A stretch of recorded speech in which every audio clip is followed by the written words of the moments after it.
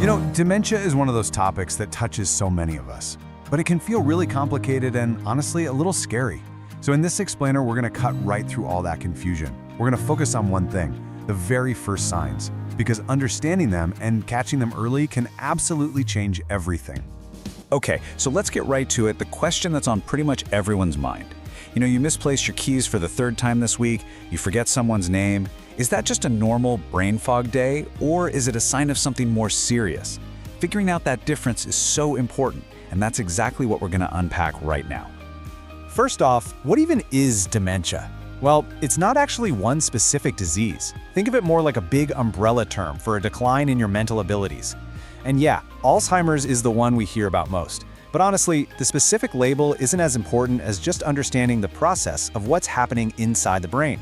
And that brings us to maybe the single most important idea we're going to talk about, what's called the reversibility window.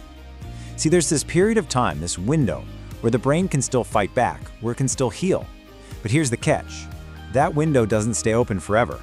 Once it closes, trying to reverse the damage becomes incredibly difficult, if not impossible. Just let that sink in for a second. To make the healthy choices you need to make, to get up and exercise, to cook a better meal, to stay socially active, you need your brain to be on board. You need that motivation, that clear thinking. But as dementia starts to take hold, it attacks the very tool you need to fight back with. And you can see how this creates this downward spiral. It might start with just a tiny loss of brain function, but that makes your motivation drop. And with less motivation, you do less, you move less. And of course, less activity means your brain function declines even more. It's a feedback loop that just feeds on itself, and it can be so tough to break out of. Okay, now here's something that might surprise you. We always think dementia starts with forgetting things, right? But that's not always the case. Very often, physical signs can show up long before the more obvious memory problems do. These are the real early warning clues that we need to be looking for. So, what are we actually looking for here? Well, it could be something like just feeling mentally exhausted way faster than you used to. Or maybe a little twitch or tremor in your hand when it's just sitting in your lap. Here's a weird one, your handwriting. If it suddenly gets really small and cramped, that's a thing called micrographia, that can be a sign. Others are pretty subtle too, like not being able to smell things as well, or developing a bit of a stoop, or even just losing that natural swing in your arms when you walk. All right, so after those physical signs, let's talk about what happens next, on the cognitive side of things. Understanding these very first stages really shows you why catching those physical clues we just mentioned is so important. So you've got stage 2, which honestly feels pretty normal, misplacing stuff, a little forgetful. But by stage 3, things are more noticeable. You forget a name literally seconds after you hear it, or you finish a page in a book and have no idea what you just read. Then in stage 4, it gets more serious. You might forget something that happened just yesterday, or really struggle with simple mental math, like trying to count backwards from 100 by sevens. But here's the really important thing about stage 3.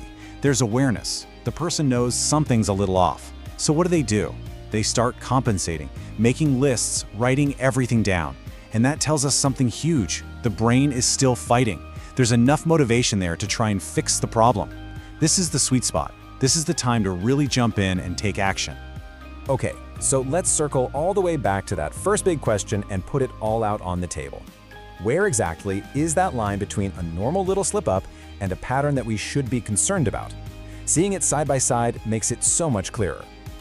Just look at the difference here. It's all about patterns. With normal aging, sure, you might make a bad decision once in a while. With dementia, it's a constant pattern of poor judgment. Anyone can forget to pay a bill, right? But being completely unable to manage a budget is a different story. Forgetting if it's Wednesday or Thursday happens to all of us. Losing track of what season it is? That's a red flag. The real key is this. With normal aging, you can usually retrace your steps and figure it out. With dementia, that ability is gone. So the big question is, what can we actually do about all this? Well, it really boils down to a principle we've all heard a million times. Use it or lose it. But when it comes to the brain, what does using it actually mean? What does it truly need to stay sharp? It really is just like your muscles. If you put your arm in a cast for 6 weeks, what happens? It gets weak and shrinks. Your brain is exactly the same. It needs constant stimulation, constant input to keep the blood flowing and all those connections firing. So, what's the absolute best way to stimulate your brain? Now, you might be thinking, okay, so I should do more crossword puzzles, right? or maybe learn a new language. And hey, those things are great, but they're not the most powerful input. Not even close. In fact, there is one type of stimulation that accounts for more than 90% of the signals that keep your brain alive and kicking. You got it. It's movement. Getting up and moving your body is the single most important, most powerful thing you can do for your brain.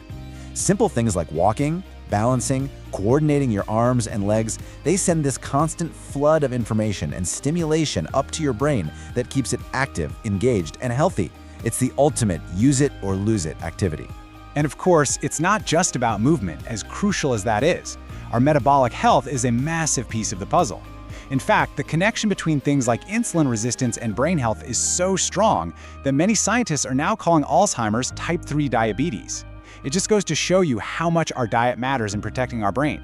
So if there's one thing you take away from all this, let it be this: don't wait for a crisis. The time to act isn't when you can't remember a family member's name. The time to act is when you notice that your arm isn't swinging quite right when you walk, or you find yourself making lists for everything because you're compensating. That is your reversibility window. That's your chance. So, I'll just leave you with this one thought. We've gone over the science, we've talked about the science. Knowing what you know now, that movement is like rocket fuel for your brain, what's one thing you're going to do today to get up, get moving, and start building a stronger, healthier brain for your future?